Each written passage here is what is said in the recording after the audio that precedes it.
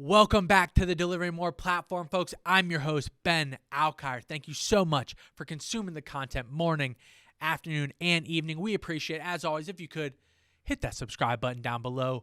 That's going to help us out more than you could ever know. I have another wonderful episode of the DeliveringMore podcast to get into with you folks today. I have with us a previous radio host at Michigan State University, the self-proclaimed Chief Burger Officer, and most notably, the head of revenue marketing for branded strategic hospitality, as well as the co-founder and CMO of Handcraft Burgers and Brews. Let's get to know David Rev Ciancio.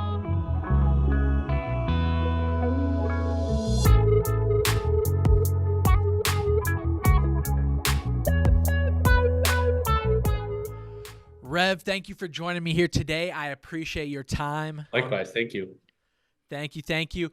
We are in the midst of conference season. We have RLC coming up here. This will release a few days after RLC has concluded on April 19th. Are you excited for the conference? Is RLC a big one for you? I see you already got the Hawaiian shirt rocking and rolling. RLC, yeah, this is one of my favorites. Hell yeah, I love to hear that. I think this year's options are a golf outing, pickleball, or a hike. Are you going through one of those three? Which one are you decided on? Probably none. I don't golf, I don't hike, and I don't play pickleball. I liked the desert tour last year. That was really cool. I would have done it again, but in this time I'll probably we rented a mansion, me and three of my friends. So I'll probably just hang out at the mansion. Yeah, I don't blame you. That sounds like a good place to start. Somewhere I wanted to start with you, though, rolling it back a little bit of ways. Graduate from Michigan State University in 96. Man, you're going deep. Yeah, we're going back. 96, Bachelor's of Communication and Media. Also a previous radio host at WBM 89.5. I just want to see if you still had it in you a little bit. If you could give us back then what you did for an intro, if you still have that radio host voice in you, could you give us a little preview of what you had going on back then? So I got started on college radio. My first gig in college radio was hosting a heavy metal show, which I was incredibly excited about. It was called The Hours O Power. And so there was every Monday night from 10 p.m. to 2 a.m. and we just played ripping heavy metal, which in college I was as big a fan of as I am now. So we come over and be like, welcome to the Hours of Power. My name's Davey J the DJ, and you just heard the latest from Guar. So that's a little bit what that was like. But then again, I still wear Hawaiian shirts today, but I graduated from that position to eventually becoming the program director of the entire station. And my other show that I did was Thursday mornings. I hosted the Thursday morning breakfast buffet show, like the morning drive time. And I called it Davy J's Surf Buffet. So in between all of like the regular programming of alternative college rock, I would play 60s instrumental surf. So I've been wearing Hawaiian shirts for a long time. It's been a part of my psyche and my brand way before anybody in this industry knew who my name was. All right, I love it. I appreciate the background. Thank you so much for that. So you go from radio host nickname Davy J, and now you're most notably known in the industry as Rev. So how do we go from Davy J to now the nickname Rev? It was funny. So when I hosted the heavy metal show, again, this is a long time ago, every host that had ever hosted that show had some name like Master Blaster, whatever. And so I was like, I'm generally not a person who wants to be contrarian, but I enjoy being different from like a intellectually challenging place. And I was like, I don't want to be Master Blaster. So I was like, what would be like the least metal name I could come up with? And my name's David J Ciancio. So I was like, oh, Davy J the DJ. Like, how funny is it that this guy's like, you just heard my interview with Corpse Grinder from Cannibal Corpse. My name's Davy J. Like, I just thought that sounded funny. And my co-host at the time, his name was Scott Hammer, except that was actually his real name. So it was really funny when we took over the show because you had two clowns who like were not trying to be Master Blaster. And so, where does Rev come from? When I graduated school, I never wanted to be Davy J again. I had enough of that. And in 1997, I discovered how easy it was to become ordained online. And like getting ordained online was kind of like one of the first memes, I guess, on the internet. And I was like, oh, if I go get ordained as Reverend David J. Ciancio, people have to call me Rev, and I like nicknames. So Rev is technically not my nickname or my first name. It's actually my title because I am Reverend David J. Ciancio, and I've been ordained since January 22nd of 1997. Now, to answer what is possibly your next question, the answer is 17, which is how many weddings have I performed? You're right on the money. That is 100% was going to be my next question. That's a great call. That's a great call. Yeah, so I get asked from people all the time, oh, does Rev short for revenue? And at this point, I just say yes, because I help restaurants to generate revenue through marketing programs, and I help technology companies to create lead gen that turns into revenue. So sure, yes. Okay, I appreciate it. That is hilarious. This may be a dumb question, but the other gentleman, was his name MC Hammer? Is that a dumb question? Was his name MC Hammer? No, we were on air as Scott Hammer and Davey J. Like, it was totally funny because you would think that that's a name, like a nom de plural, like something he took for radio, but his actual birth name is Scott Hammer. So Scott Hammer and Davey J. I love it. What about post college and you're getting into the restaurant industry? Did you have experience in the restaurant industry prior to college, or did you get into all that post your graduation at Michigan State? I had no professional restaurant background when I graduated college. In fact, I wanted to be in the music business, and I graduated college right into a job where I did radio marketing for heavy metal and hard rock bands and alternative bands. Moved out to New York City, took a job at an agency. The restaurant business didn't happen till later. I was in the music business for 11 years. Somewhere near the end of that, me and a couple of friends lived out a dream that we'd had since teenagers independently to own a bar. And we bought a bar in New York City, and it became like a music industry bar. And so I kind of learned how to operate and run and market a restaurant or, hospitality business on the street, like just owning one. But I was a brand marketer and an independent artist agent and brand developer. It's always been my skill set. I just applied it to the restaurant business. And so, that whole piece came later.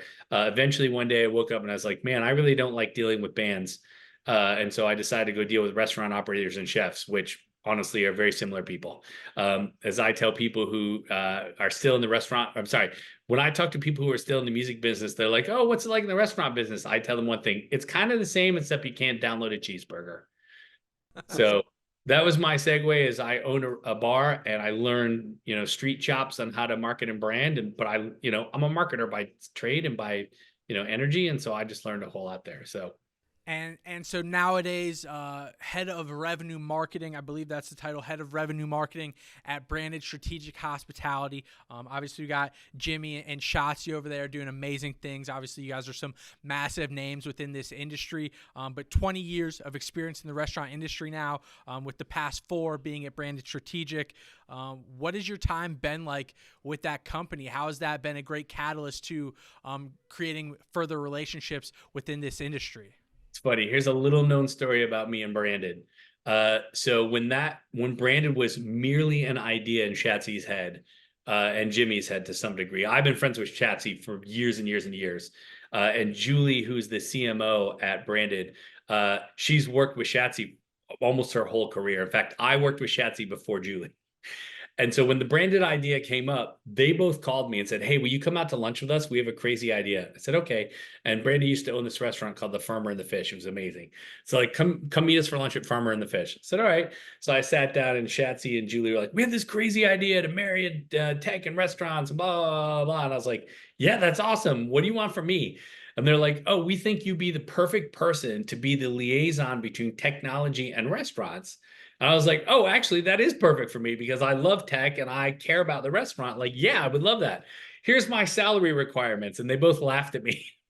And they were like, this is just an idea, Rev. We just want to see if you thought it was a cool idea. I was like, yeah, it's amazing. They're like, okay, we'll call you when we're ready. Okay, great. Can I eat this chicken sandwich?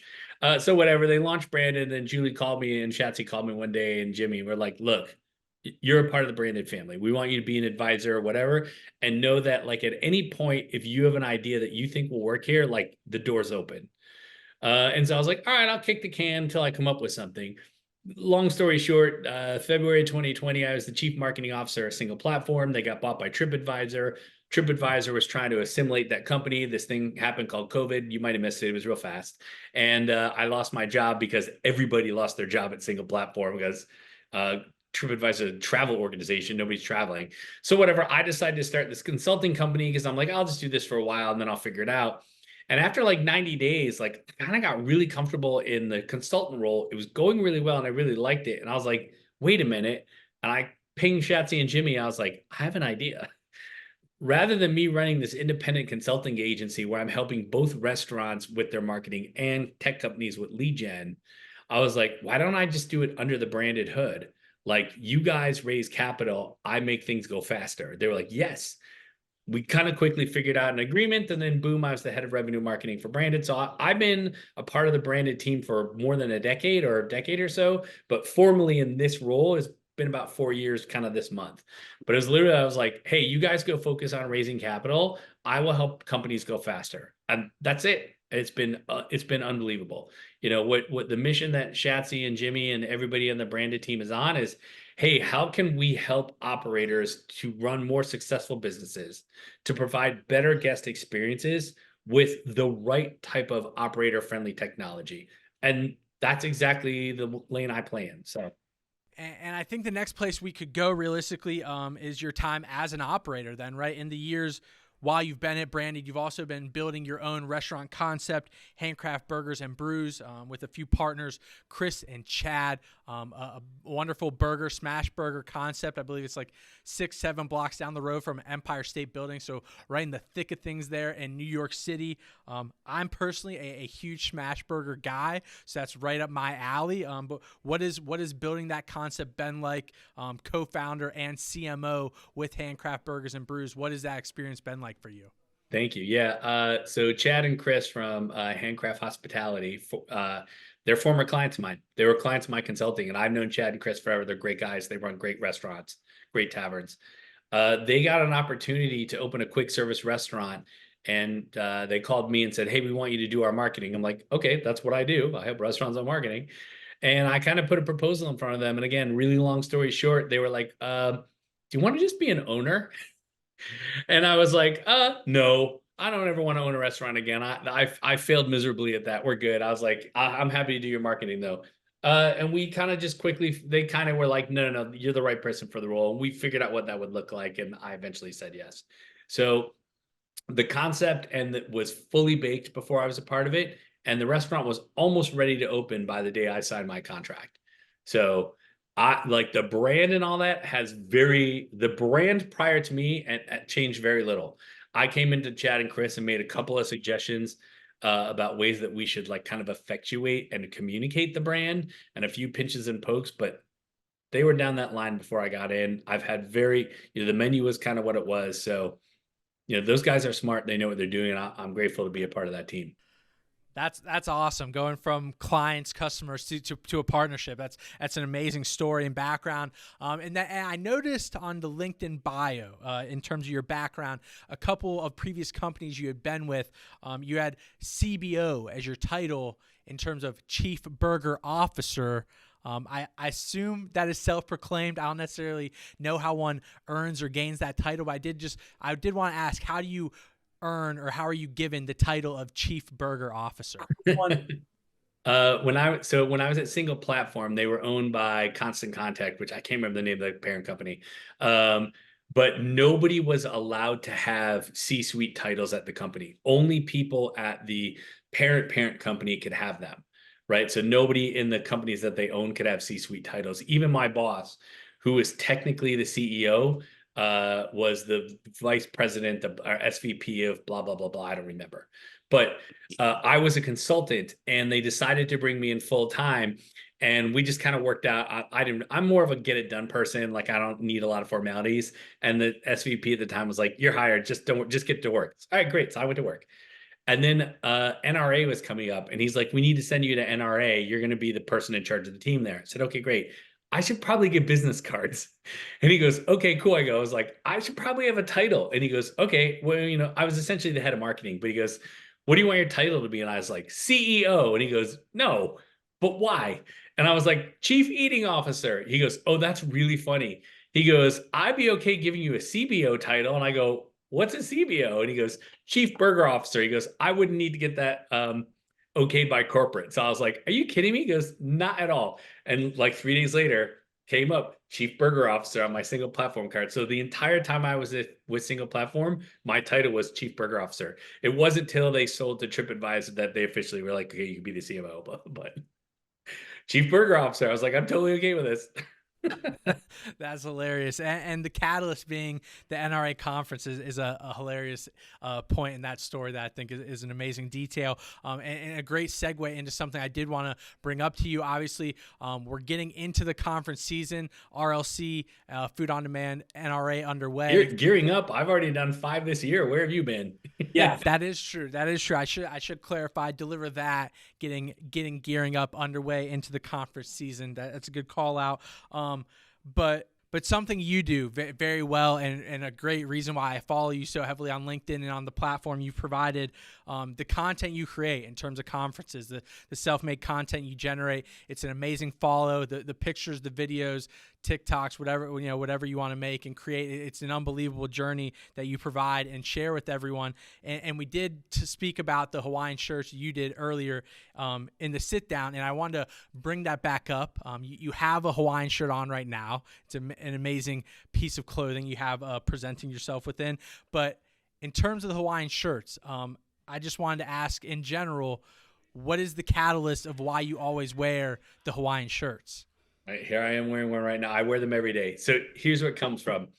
I had a lawyer that I did a lot of work with in a different industry who one day looked at me and she goes, you give really good meetings. She's like, you are great face-to-face. And I was like, okay, thank you. And I took that really seriously. So then I was like, oh, I need to be better at meetings. So I've just upped my meeting game. And then all of a sudden COVID happens and we don't talk to anybody face-to-face anymore. Everything's this 2D life, right? Where we're flat on screens. And at the time, I wore the same gray hat every single day of the week. And I wore the same black shirt every single day of the week for 11 years. Like for 11 years, I looked exactly the same. Gray hat, white dude, black shirt. Okay. For 11 years, that's who I was. My office at the time at home had gray walls and white lattice work. So I essentially looked like a 1950s black and white TV show on Zoom. And I was like, I am not visually giving good meeting here. Like I'm a black and white channel. Like I love the Munsters, but no. I was like, how do I spice up my Zoom life? You can also see I'm not big into decorations or hanging things. So I was like, oh, I'll go wear Hawaiian shirts. At least then I'll spice up. That's a fun way to spice up Zoom calls. And I'll stop wearing them after COVID is over, right after. Again, this is July of 2020.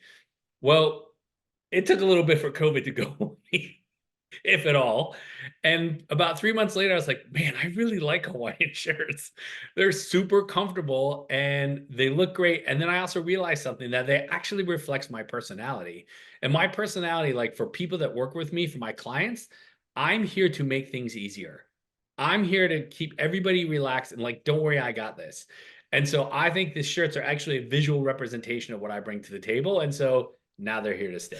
That's awesome. How many Hawaiian shirts do you actually own? Oh God, the count's got to be over 50 at this point. I had 5 more show up last week. What about like a specific brand or outfitter? Do you have a specific go-to brand, or have you gone about getting a sponsorship in terms of the Hawaiian shirts? Has anyone decided to sponsor you along the line? It's funny, for the amount of content I create on social media, always wearing Hawaiian shirt now for 4 years, the fact that nobody has come along and offered to sponsor my outerwear is kind of ridiculous. But here's the secret, everybody. I just go to Amazon, type in Hawaiian shirts for men black, and then buy whatever I want. I'll tell you, I know that this is airing after RLC, but I got some surprises in the bag for RLC. I think I could probably get this clipped out and published pre-RLC. We could probably give the people at home a little sneak peek pre-RLC. I think I could do that for you. In terms of RLC and the conferences coming up moving forward, obviously you mentioned you've been attending ever so many already since the beginning of this year, January, February. You're always going to any conference you can possibly attend, 13, 14, 15 a year. I figured it'd be the perfect guy to ask this kind of question. In terms of restaurant operators, ownership, franchisees, marketers, anything down the line, in terms of conferences that are must attend, if you had to pick 2, 3, 4 conferences that are must attend for any operators in the restaurant industry, what would they be? Like such a hard question to answer. So I do like RLC. RLC challenges me to think bigger because the people that go there are like the C-suite of the biggest brand. So if you want an example of what the biggest brands are doing from a leadership perspective, it's great thinking, right? I also happen to love the QSR Summit by Industry Now in June. That is kind of the opposite. That is like very proactive, young to mid-market-ish brands that are proactive at marketing and growth. That's the type of person I am. So I like being in that room. It challenges my thinking. I also really like the Fast Casual Executive Summit and the Restaurant Franchising Innovation Summit. They're kind of like sister events. Again, it's like proactive QSR, fast casual brands who are like problem solvers, proactive thinkers. I like those. And then honestly, from the independent standpoint, I love the Pizza Tomorrow Summit. A lot of the independent, a lot of the shows that are sort of focused towards independence don't have enough what I think it should be is like business education. Because if anybody needs business education, it's the proactive independents, because a lot of them get stuck in the business, not on the business. So I like the shows that talk to independent businesses that have a really proactive education series. And so Pizza Tomorrow Summit has that. So does the IRFS in New York City, but those are kind of my top ones. Okay. Bar and Restaurant. Bar and Restaurant has an incredible education program. All right, bar and restaurant for a little education. And I got to imagine, I've never been to a Pizza Expo conference or summit or anything of those likes, but I got to imagine Pizza Expos, the samples got to be elite. Pizza samples got to be top tier at a Pizza Expo. From a what did I eat at this show perspective, the pizza shows are usually the best tasting ones. That sounds awesome. All right. Pizza Expo. I'll have to get to one of these days. Further along in the conference realm of things, something I love that you do and that you're well known for is the content for conferences. Obviously, content. Content is king in this realm of business. Obviously, you have the bar crawls and things of that nature that you host pre-conference beginning, something I would personally love to attend coming down the line. If you have one, food on demand, NRA, things of that nature, I'd love to be in attendance. Just throwing that out there for us. But what I really appreciate and what I thought would be a personal question for me to ask as a content marketing guy, for you specifically, in terms of planning the content that you're going to be producing and then publishing for these conferences, are you going into it with everything planned out well beforehand, scheduled, date, time, ready to record, scripted, and ready to go? Or are you showing up on that day, phone in hand, looking for what's happening live, whether it's a cool booth, a sample, a panel, a speaker, anything of that nature? Are you showing up with everything well scripted and pre-planned out? Or are you showing up with things just looking for whatever's happening, ready and live to go? All of the above. One of the number one reasons why tech companies come to me for help is I have mastered lead generation and awareness from trade shows. I go to 13 or 14 a year. I've probably helped 24 companies with this. I just know the trade show circuit better than anybody else, other than maybe Zach from Ovation. But from a lead gen standpoint, so all the content that you see me produce is 100% premeditated. And most of it, actually, for RLC, everything's already been written and already scheduled. The only thing that isn't written and scheduled is the stuff that happens live. But I'm there looking for content. Like I'm there waiting for somebody to say something. And I'm like, oh, I'm going to post that as a heard at. Or so like my brain thinks in terms of content. Like I think about content all the time. And then I always like to say content happens. You know what I mean? Yeah, I think as I've gotten into my content journey, I'm definitely realizing, the planning aspect of things is usually typically more important. But something I have also noticed is usually like the live action videos or pictures or things from on site sometimes get a super good reception because it allows people to feel in the know of what's going on and what's happening in real time at those conferences. So that's always super interesting. I mean, I'll tell you what, here's this. Okay. Nobody should post the content.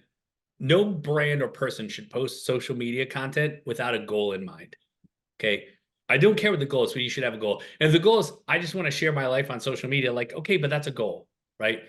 My goal for sharing on social media is lead generation for my business, lead generation for my client's business, and to be known as a thought leader so that I have inbound clients and that I get on more stages. So all of the content that I create is created with that goal in mind. And from a LinkedIn standpoint, I understand how the LinkedIn algorithm works as it aligns to those goals. So I create content that aligns to those goals. Make sense?